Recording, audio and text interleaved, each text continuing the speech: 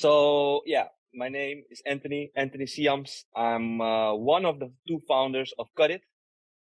Actually, I have been starting this company 6 years ago, almost 6 years.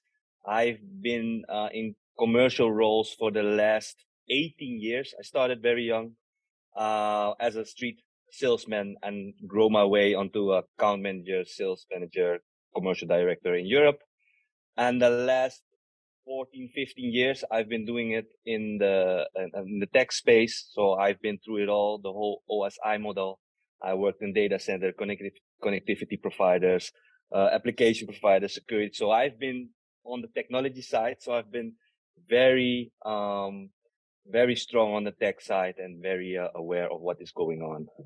So when I just started, actually with the knowledge of the technology side, I wanted to disrupt an industry. At first, I wanted to disrupt the fashion because obviously there was a lot of problems going on in the fashion, looking at sustainability, fair employment, and such. But unfortunately, I didn't know anything about the fashion, so I just jumped into the fashion. I call it the research and development phase because I've been really active on the field and tried a lot of things. I did production intermediation. I did web shops. I did trades and whatsoever, anything I could get to get money rolling and bootstrap the startup. And while we were doing this, we gained knowledge, and with this knowledge, we built a solution. So the solution that we built is based on practical knowledge.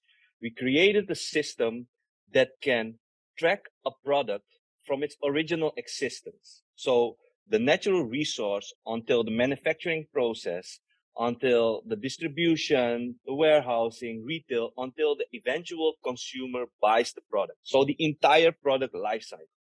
And why did we created this? Because people are not aware what they have, how it's built. For example, this hoodie, we're not aware how it's made. And that's a little bit strange in my head. Why do we not know what we use and how it's made? Because it obviously impacts the environment. So we created this solution to get more aware, but also obviously with some commercial perspective, created tools and interfaces. So it's also commercially attractive because you want to make business more efficient. You want to have waste management, etc. So what have we exactly created then?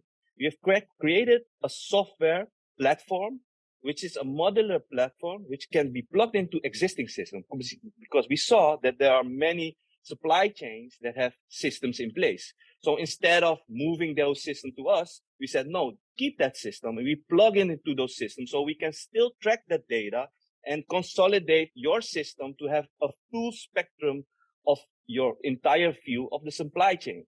But obviously, there's a number, 67% of all supply chain don't even have a system in place, especially in manufacturer landscape.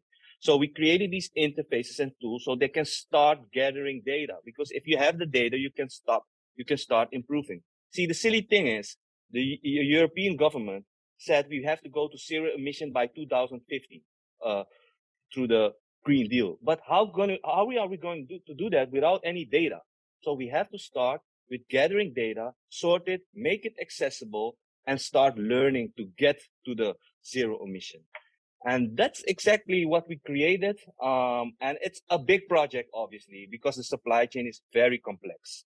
And because it's so complex, we have to make it easy and simplify all these processes. And actually, we did it quite successful. We have, I would say, 70% of our system is done. The rest of the 30% needs to be filled by these, I call them pilot projects. Basically, the practical side. So working with 20, 30 companies, and we can start test the system and start make things traceable.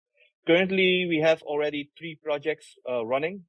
We just started 7 months ago with this new business model, because everything before that was just hustling and grinding to get things rolling.